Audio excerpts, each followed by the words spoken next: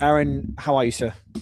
I'm good, Mario. How are you? Thanks for having me back. Greatly Good. appreciate it. The pleasure's all mine. You saw, I'm not sure if you heard the news in the back room about the meeting, the convening of the president convened the John Ratcliffe, Dan Kane, Steve Witkoff, Susie Wiles, Scott Bessent, Pete Hegseth, and Rubio and JD Vance in the Situation Room for a crisis emergency meeting. What do you make of this, and what do you make of all the developments? Are we seeing an end to the war, as I've been saying for a while now, or it's unlikely based on how things are looking? I mean, could we be seeing an end to the war as we've watched it over the last 7 weeks? It's plausible. I mean, I think you're poised right now between the prospects of a serious pathway out of this conflict on one hand, and the risks and consequences if that pathway is not pursued in a comprehensive and serious manner on the other. And part of the problem is the absence of trust and confidence. That's one issue, which I think is getting in the way. You've seen the TikTok back and forth over the straits. I mean, the president strong-armed Benjamin Netanyahu into agreeing to a 10-day ceasefire in Lebanon. Clearly, it was a condition of the Iranians for opening up the straits, right? So the Iranians, quote unquote, opened the straits, but they imposed 3 conditions operationally. Number 1, only commercial traffic. Number 2, that commercial tankers proceed only in the prescribed routes that they have outlined. And condition 3, that any traffic coordinate with the IRGC's Navy. So clearly, in response to that, if Trump read it that way, he basically said the blockade is going to remain in place until we have a deal. So what you have now is you have a ceasefire in Lebanon, which is more or less being upheld. And I might add here, what Donald Trump says with respect to Benjamin Netanyahu on these days really does matter. The prime minister cannot afford to cross him. It is an election year. Government goes to term in October. Elections may be advanced several months. He needs Trump campaigning for him, not just for him, but for a demonstration that only under Benjamin Netanyahu could the U.S.-Israeli relationship have achieved this sort of coordination and cooperation. So whatever Trump wants with respect to Netanyahu, he's going to get. And I've said it before. I gave an interview to the New York Times. Netanyahu may have had an important impact on how this war began, but he is not going to exercise significant influence over how it ends. So you've got that 10-day ceasefire, right? Okay. April 17 to April 27. That's next Monday? Then you've got the original ceasefire, which comes to a conclusion April 21, 22 between the U.S. and Iran. So you're poised now, on one hand, to see whether or not a diplomatic track. And I have to say, Mario, I mean, again, had Witkoff and Kushner been succeeding in the other negotiations that they have been charged with, Russia, Ukraine, Israel, Palestine, and of course, U.S. and Iran in June, and then U.S. and Iran again in the lead up to this war, had their MO, their modus operandi in doing business, had they succeeded in any of these, I would have been the first person out there to offer my congratulations. But they failed at all 3. You did get a 20-point plan agreed to, but that was largely because Benjamin Netanyahu was told by Donald Trump, accept the 20-point plan. And Netanyahu at least agreed to phase 1. So you can't do this stuff on the back of a cocktail napkin. We've had this discussion before. You can't do it on a cell phone, and you can't do it however well-intentioned and self-interested the Pakistanis may be. You can't do it through intermediaries. At some point, I think, in the real world, not tethered to a galaxy far, far away, but back here on planet Earth, you'd have to see hours of negotiation between Iranians and Americans. Now, maybe I'm wrong. Maybe the Pakistanis, the reports that we're on the verge of a deal of a 3-page memorandum, a memorandum of understanding, an MOU 3 pages, which deals with some very difficult issues. Maybe we're closer than anyone knows. But the meeting in the sit room is not a good sign. And I think both sides are preparing for escalation. So the meeting in the sit room that we just mentioned now, can it also be a pressure tactic? Has that happened before, where they do a meeting intentionally to show the other side they're willing to fight, even though Trump has already made the decision the war is over? He cannot afford continuing the war. Politically, economically, it's a disaster. Yeah, the problem on this one is the signaling from the administration. And again, let me be very clear here before we go any further. This is not a negotiation between the United States and Switzerland. This is a negotiation between the United States, whatever you think of the Trump administration. And I've worked and voted for Republicans and Democrats.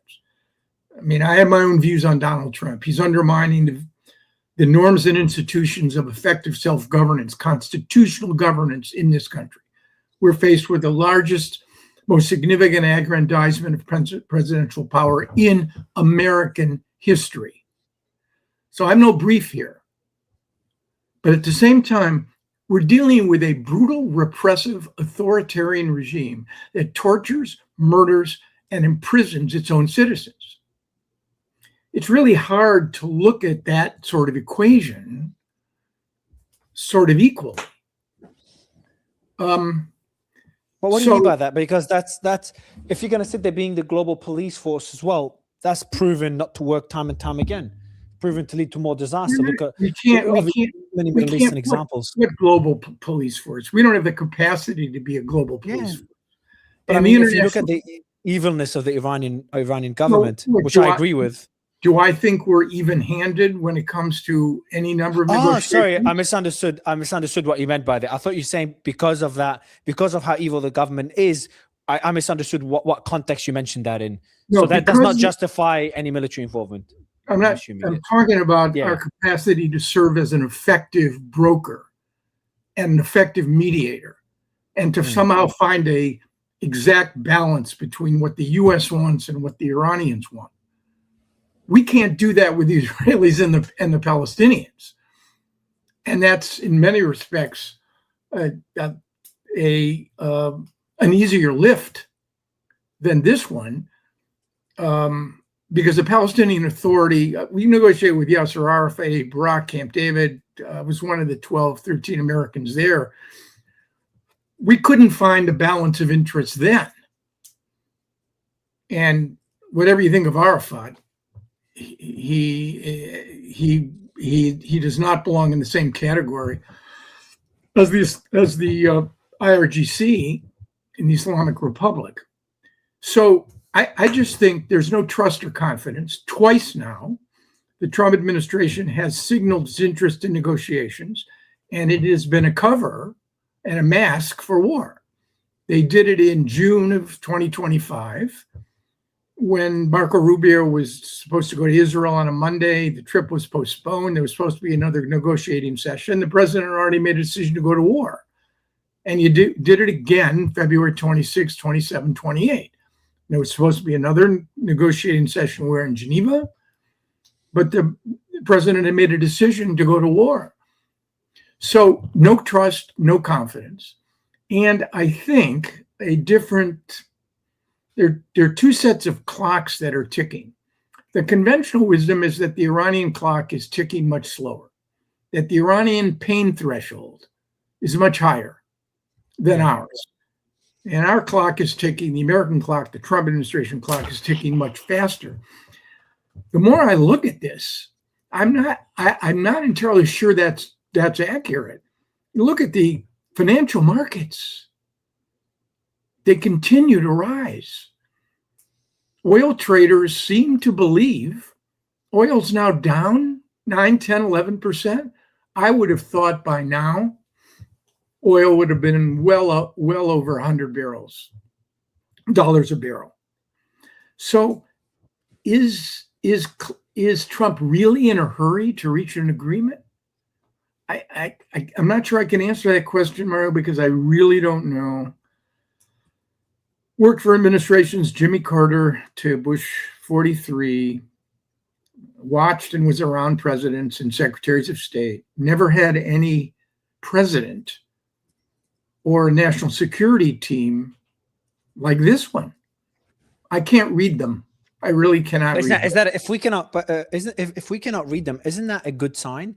Because you don't want Iran to be able to read us, because that puts us in the unpredictability, puts us in a really good position on the negotiating table.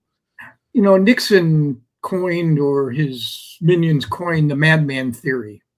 Maybe it was Nixon and Kissinger. I think that that only gets you so far. At some point, the unpredictability with adversaries and particularly with allies ends up working against you. And if we are now literally at a critical point where on one hand we could go toward an agreement, and on the other we could go back to what we've watched over the last 6 to 7 weeks, I'm not sure the madman theory applies here, because it just seems to me, I still believe the Iranian capacity to absorb pain is greater than Trump's. What is the benefit of going back into war, even a limited strike? I just see the cons way outweigh the pros. What is the benefit? Iran's not going to concede more. You've bombed them for 40 days and we're in a worse position now than during the Oman negotiations. That's not going to work. The global economy will suffer more. The more we bomb them, the weaker the American position is in. Unless you just kill their leadership again and scare them into submission. Well, I think military power is an instrument, Mario, you know this as well as I, to achieve a set of feasible, realistic, and practical objectives. Look at the Israelis and Hamas, or the Israelis and Hezbollah. Israel achieved escalation dominance, and yet Hamas now controls 47% of Gaza, and it remains the preeminent security and political actor in Gaza. Hezbollah was supposed to be not just out, but down. And yet the Israelis were surprised by their residual capacity to rocket and drone and missile northern Israel and beyond. Again, Iran is a bigger lift. More force has been allocated and applied. I agree. I don't see the Iranians yielding. There is an argument. Both Hegseth and the president have articulated. I think it's wrong. I think it's morally wrong. I'm not an international lawyer, and I know enough to know that with respect to international law, international humanitarian law, international law, the laws of war, American administrations have observed these laws when it served their interests and violated these laws when it didn't. Trump talks about destroying, forget his insane comment about destroying civilization. He talks about destroying infrastructure. And there's a fair amount of damage already to Iranian universities and hospitals. Talks about going after desal plants. He talks about electricity grids. So I suppose there's that. I find it morally reprehensible to cause Iran to go dark and basically deny access millions of people to potable water. That's an option for Trump. So I agree with you. I don't think that an application of military force will be able to fundamentally alter Iran's. First of all, it's not going to crack or force the regime to capitulate. And I don't think it's going to alter Iran's positions at the negotiating table. I agree. So that's why I just don't think that's why I've been saying for a while, like, the war's over. He's not going to get back into it. It's just so clear to me, including when he made those crazy posts. To me, that was like a great indicator.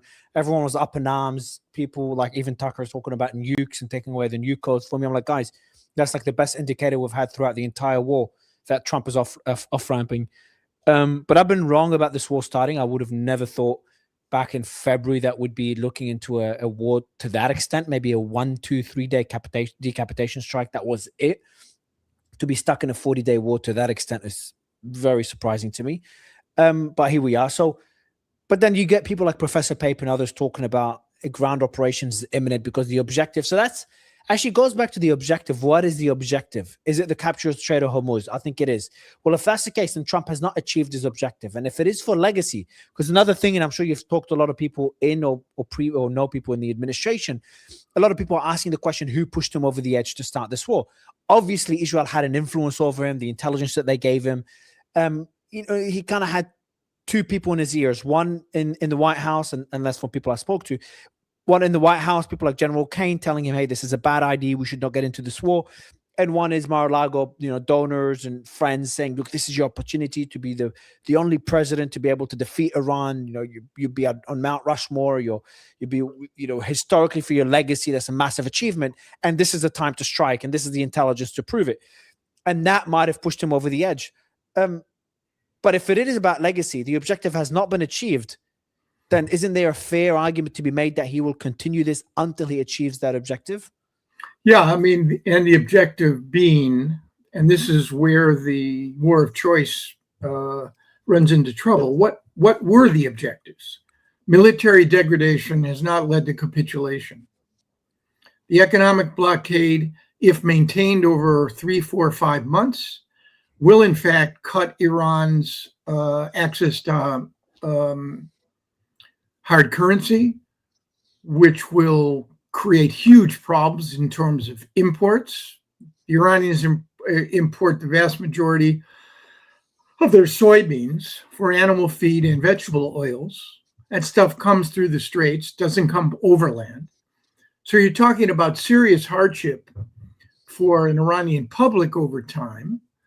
I'm not sure the regime cares much about that. But if you were willing to keep this blockade up for 5 months and put the American and the global economy at risk, you might be able to fundamentally weaken the regime. But what was the objective here? The objective, seemingly, was to make it impossible for the Iranians to create deterrence while they became a nuclear weapons threshold state by using their ballistic missiles and their drones, and then to ultimately destroy the nuclear infrastructure. That nuclear program has been set back. Emblematic of the fact that it hasn't is obviously the 900 pounds of highly enriched uranium, much of it at 60%. In a matter of weeks or earlier, it could get to 90%, which is bomb grade. So it's the foundation, right, of a latent program once the war is over. Regime change, my view is that the administration was not being honest. Trump hoped that he could get a repeat of Venezuela. Not regime change, but regime transition, that there would be a Delcy Rodriguez somewhere there. He could cut a deal. It would be a deal on his terms. The Iranians would understand the power and logic of the American Is it possible Israel killed the Delcy Rodriguez option that Trump had in mind? Remember how he said we had alternatives to Khamenei, but they were killed? Right. I don't, the Iranians prepped and prepared for this. And yes, the decapitation strike removed a top layer, supreme leader himself, but it was fairly well layered, and the Iranians seem to have demonstrated the last 7 weeks that the regime is coherent. They haven't lost control of the instruments of state repression. So I think Trump wanted regime transition, but we talked about this when we spoke last. My colleague at Carnegie, Karim Sajapur, said yes, Trump was looking for an Iranian Delcy Rodriguez, but what he found was an Iranian Kim Jong-un, not just one Kim Jong-un, several. So I don't think you're going to end up with regime fracture, dysfunction, or fundamental change. Can I hold you, Aaron? Can I just, on that statement, he got an Iranian Kim Jong-un. So you think Mustafa's going to be more hardline than his father? I mean, but all indications suggest that the negotiators, Arachi and Mohammad Bagher Ghalibaf, are reporting to a harder line IRGC constituency. I mean, did the Iranians need to reassert, once they had achieved the ceasefire in Lebanon, did they need to reassert? They knew the reaction they would get from Trump if they then went ahead and imposed these conditions for operational control over the straits. They are willfully demonstrating. I mean, whether it's a red flag or not, they're trying to make a point. Yes, you can blockade us, but this double blockade, basically, we will ultimately control it, because in the end, yes, our oil won't be exported. Although there are reports, and I asked people to confirm them, that there's a large amount of floating oil out there beyond the straits. One report I saw was over 100 million barrels. I can't believe that's true. That would suffice until July. I don't know if that's in terms of selling and exporting oil. The global economy suffers, and presumably the Iranian calculation is that Trump cannot stay the course. That once you get to May and June, you lose all control over the midterms. At that point, I mean, see, what you don't have, and because Trump has so browbeaten and undermined the Republican Party, you're not going to get a delegation of Republican senators that are going to go to the White House and say, look, you got to figure out a way. You have to figure out how to get out of this. That's never going to happen. And I'll remind you of something I said to you last time, quoting Donald Trump in the wake of Venezuela. The only constraint, he said, that exists in what I do or don't do is the constraint that exists within my own mind.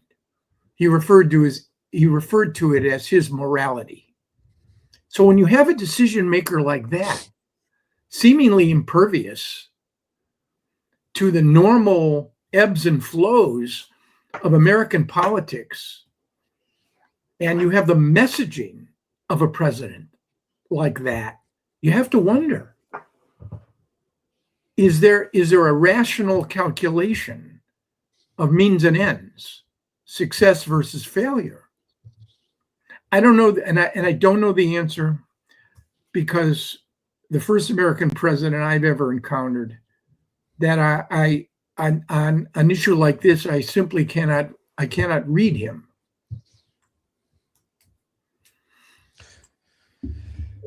What do you make of his statement a couple of days ago on Israel? He said we found out that Israel found out about the ceasefire in Lebanon from his tweet. Then later he posted, and he caught them by surprise, that Israel's not allowed or is prohibited from striking Lebanon. Yeah, that was a pretty remarkable statement, and it really does reflect that in fact, Trump has, I think, actually said this, that I am the big brother and Benjamin Netanyahu is the little brother. And I think that has been played out, and Netanyahu now understands that the embrace of Donald Trump, the sugar high that he created in Trump 1.0, recognizing Jerusalem as the capital of Israel, moving the embassy to Jerusalem, recognizing, when even the Israelis haven't by law, Israeli sovereignty over the Golan Heights, essentially acquiescing in the campaign of this Israeli government to annex, including in name, the West Bank. Yes, all of that has been good for Benjamin Netanyahu, but it comes with a price. And the price is the embrace of Donald Trump means that if, in fact, you want these things, you need to play along and you need to do what he says. That statement that Israel is prohibited from, and the terms of the ceasefire, by the way, the actual terms don't. No, they allow Israel to keep striking Lebanon. It's like, do. As long as there's an imminent threat. Right. But that notwithstanding, and I'll say it again, and there's not a shred of empirical evidence to suggest that this is not the way Netanyahu perceives his current situation. In an election year where Donald Trump is more popular in Israel than he he cannot cross him. He cannot afford for there to be a break, because Netanyahu is vulnerable. Right now, the polls suggest the war has not redounded to his benefit. The opposition doesn't have the votes to form a government, except if they relied on key Arab parties. And the current coalition does not have 61 plus, which you need to govern. Trump needs to be an active campaigner, telling the world and the Israeli public that, as he said before, without Benjamin Netanyahu, Israel would not exist. That's exactly what Netanyahu needs. And that means Donald Trump has enormous leverage, which you saw in Lebanon. Netanyahu didn't want to stop, but he did. I just looked at the numbers. Exactly. That's why I think there's a pretty massive shift happening in the region, that among other reasons. Netanyahu's support in Israel is 30 to 40%, Trump's is 60 to 80%. Wow. He's cracking the whip, Aaron. Right. Trump is cracking the whip. I tweeted out, can you imagine if Trump had said that with respect to Israeli policies on the West Bank? Yeah. So then how's based on this new reality, can't Trump just do business with Iran? Isn't that now more feasible than ever? Because that will only damage mainly one country the most, in Israel. And if Trump's pissed off at it, that's the best way to say F you to Trump. And sharing the toll booth is one example. Just doing any form of business or lifting the sanctions, unfreezing the assets. Right. I mean, I think he ripped Obama for the delivery on pallets surrounding the prisoner release when the administration turned over various denominations, euros, dollars in cash to the Iranians, their money. So the notion that $27 billion of Iranian frozen assets, it'll never exchange hands. It's drawn on banks in Qatar and other countries, if in fact a deal was actually cut.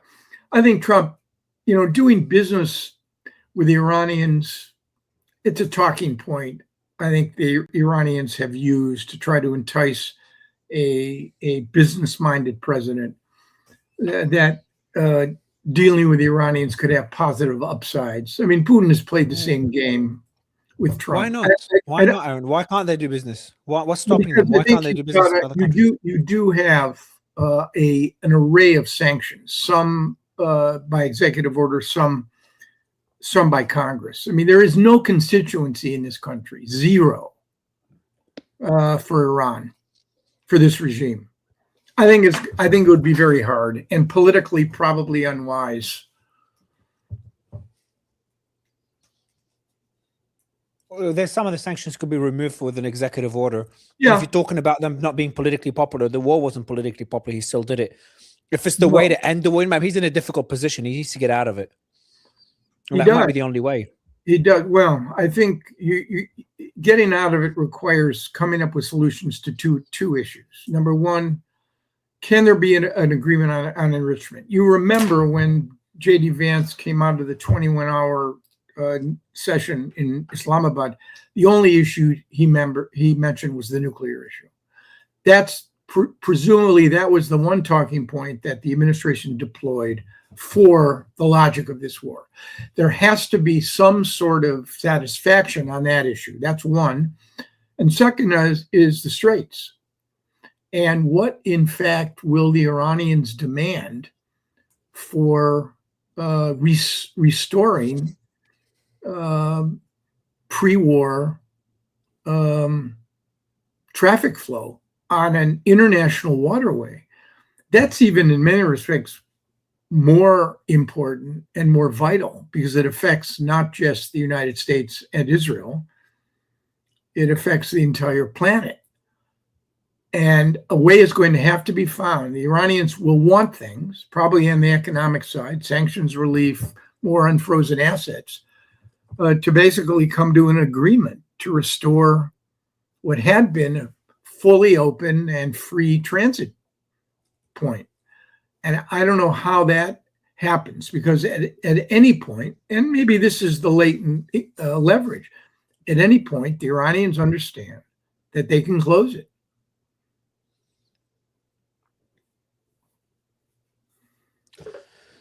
So what is the reality now in the region then, Aaron? And what happens in Lebanon, which is on the brink of civil war or on the brink of prosperity if Hezbollah falls? What will be Mushtaba's foreign policy approach? Will it be continuation of the proxy network? What is going to the Gulf realignment? What is that going to look like? Will the war even continue? There's just so many questions, so many unknowns after this war. Pandora's box has been opened, and I just don't know how it's looking like. It's going to look like. It's all true. I just, having watched this region, I more often than not, I come away thinking that it really is not. It's not a region that welcomes what I would describe to you as transformative change. It has, by and large, been a place where American ideas in war making and peacemaking have gone to die. There have been exceptions. It is a place littered, literally, with the remains of great powers who wrongly believed they could impose their will on smaller ones. And I think that in the main has been the story of the last several years, particularly in the wake of October 7. You have several new ingredients. You have the Israelis redefining their own sense of security. It's no longer preemption or prevention. It's literally operating in the space, the territorial space of their adversaries. Israelis now occupy 50% of Gaza. That is not going to change anytime soon. They've now staked out at least 10%, maybe 10 clicks, maybe longer, between their northern border and the Litani River, and they're operating also between the Litani and the Zahrani.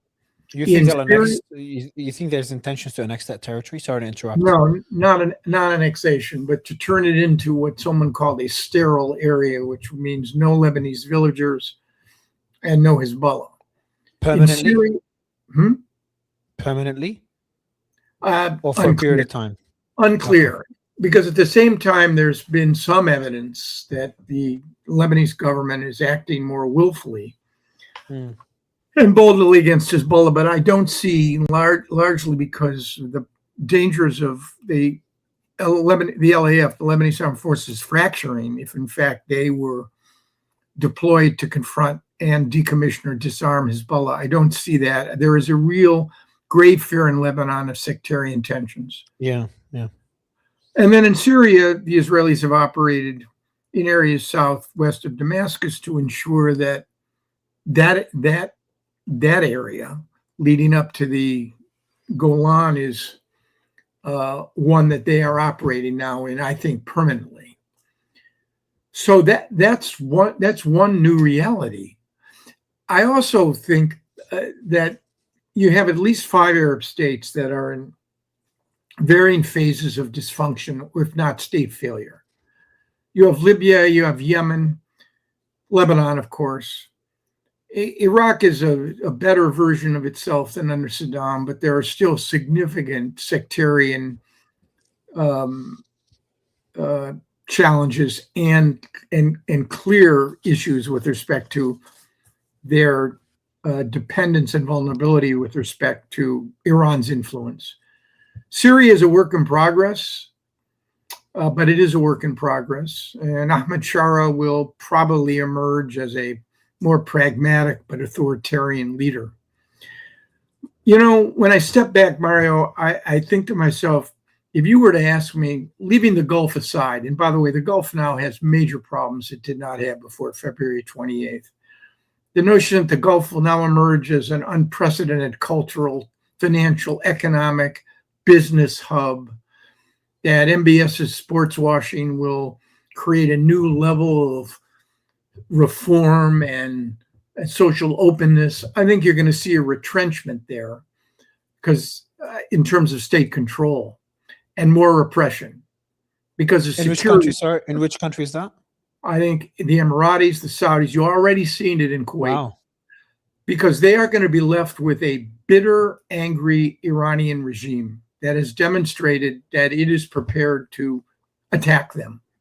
And they're going to have to find a way. They'll be dependent on the United States, but I really think a lot of this stuff about opening up and reform is going to work the other way. But as I look at it, if you were to ask me before February 28th, I'll even say it now.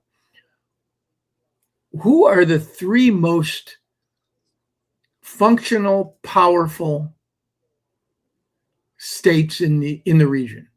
I would have said to you without any hesitation or reservation, the three non-Arabs: Israel, Turkey, and even Iran in its hollowed out condition is going to remain part of the conversation. These three states have tremendous economic potential. They have industrial bases. They have militaries and security services. They have the ability to project their power beyond their borders. One is a member of NATO. Another is America's closest ally, although the foundational supports of that relationship are under a lot of stress with Israel. And one is, for now, an outlier. He had war with Israel and the United States. But over time, these three countries, the non-Arabs, are the ones to watch for the reasons I've identified. They really are. And the Gulf now, which had been so prominent and so emergent as the Gulf was the way the world should work, according to Donald Trump. It was his example of the new Middle East: authoritarian, not democratic, functional, productive, awash with money, oil and hydrocarbons, building gleaming cities, attracting sports. This is what Donald Trump's view of the region, authoritarians, I might add, all in the Gulf, without exception. That's his vision. A final question for you. That vision may no longer be as easy to achieve as it was before this war. I think it just depends on how these negotiations go, what the concessions are from each side, and what the strategy will be on the Gulf. Will it be relying more on American security after being attacked by Iran, or realigning themselves with Iran, or seeking a new way of guaranteed security? All of the American bases have been re-evaluated for years now. There's been discussions about getting rid of them. Is that going to accelerate, or will they be even more necessary now? There's just so many unknowns, more than ever, I'd say. A final question for you, Aaron, is about Lebanon again. When I asked you, do you think Israel will annex South Lebanon? I've always said no. I've always said Israel has they've got the right to attack Lebanon when Hezbollah is attacking them from Lebanon. And I then see the statement by the defense minister Katz: people cannot return to the south of the Litani even after the war ends. When I see statements like that, I'm like, okay, I'm worried now that Hezbollah has offered them justification, and the minority with a loud voice that want to expand Israeli territory are the ones now dictating policy, and that's my concern. I think the Israelis have given Hezbollah a huge card to play. I really do. Yeah. Because juxtaposed to that is the fact that the Lebanese government is acting in ways it's never acted before. Prime minister or president, head of the army, but they're under constraint, and the Israelis don't help matters by doing what they're doing in Lebanon. The Israelis have decades of experience as to what not to do and what didn't work. 93, 96, 2008. Peace between Israel and Lebanon, some point. Certainly not now. Yeah. It's not looking good. Not looking good. Aaron, always a pleasure. Thank you so much for your time, man. Great questions. I love the conversation. Your listeners and viewers are lucky to have you. I'm lucky to have you. Thank you so much for your time, Aaron. Take care, Mario.